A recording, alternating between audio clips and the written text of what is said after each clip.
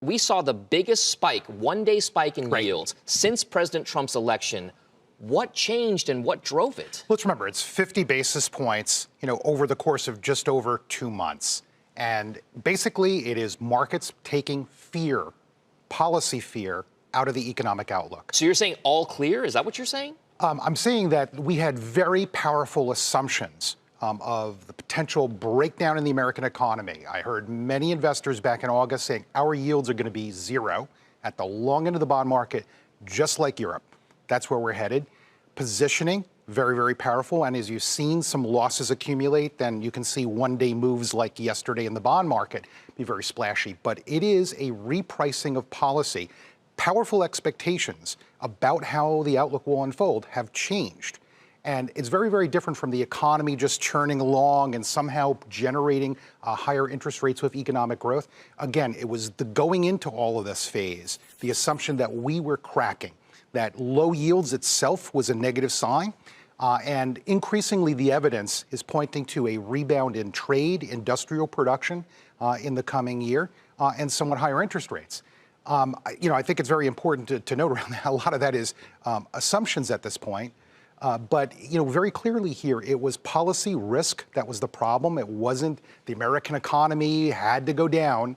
But when we're taking those risks out of the market, it's very easy to see a move like that. You say policy risk. What policies are you referring to? You said trade, so that's policy. And the Fed itself. Now, the Fed has been a moving target for a year now. But going back 1 year ago, the assumption was 3 rate hikes in 2019. Now it's been 3 cuts. It was continued declines in lending from the Federal Reserve to the Treasury and mortgage-backed securities market. On net, the Federal Reserve may not want to call it QE, but it is going to be lending more through at least the first quarter in the Treasury market. And the assumptions were completely different from that a year ago. And so the fear of lower interest rates, that it was a signal of a crack in the American economy, were very, very palpable. And that has changed now. And it's very important, again, that those assumptions alone were the problem for our markets. It wasn't the economy quite so much itself. But it changed so quickly. I mean, it was just a few weeks ago, maybe 3 to 5 weeks ago, when we cited so many pieces of weakening data.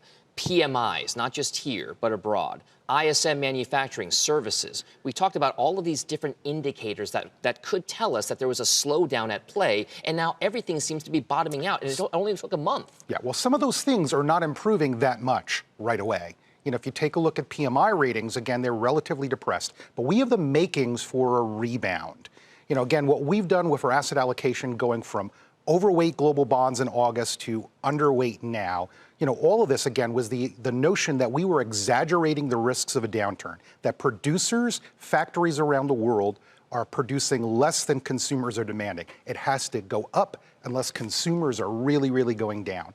And the fear, again, was that we were going to do something on the trade front or the monetary policy front, to crack the expansion itself. Instead, it's much more likely that consumers outlast this factory downturn, and therefore it has to go up. So it was funny. I was out socially just a couple of weeks ago, and I had a friend come up to me and talking about a little flippantly about the media and everything else happening, saying, "Hey, I guess we're not due for a recession."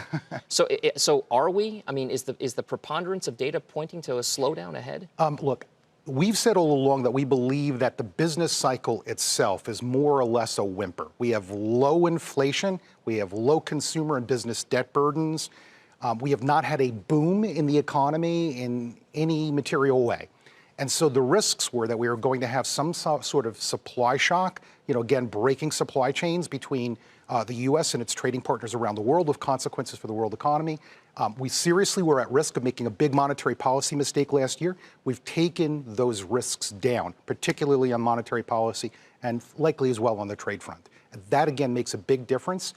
And so, again, it's like veering away from a cliff. You get back on the road and you don't have that risk of a full-blown downturn.